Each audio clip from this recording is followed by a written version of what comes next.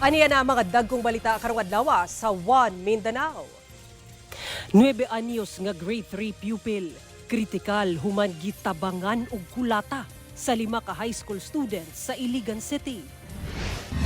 Daycare center sa Barangay Mandug sa Davao City, giransak, duha ka menor de edad nga sospek na rescue. Tulo ka miyembro sa MILF, patay ug laing tulo samdan, human gipamusil sa Sharif Saidona Mustafa sa Maguindanao del Sur. Mga sospek, laing grupo sa MILF. Iring nga gipusil gamit ang marble gun sa Bukidnon. Luwas na human maoperahan.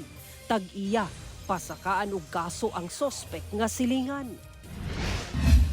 Third Cagayan International Dragon Boat Fiesta Race 2025 nagmalampuson, kinisubay sa selebrasyon sa Higalay Festival sa Cagayan de Oro City.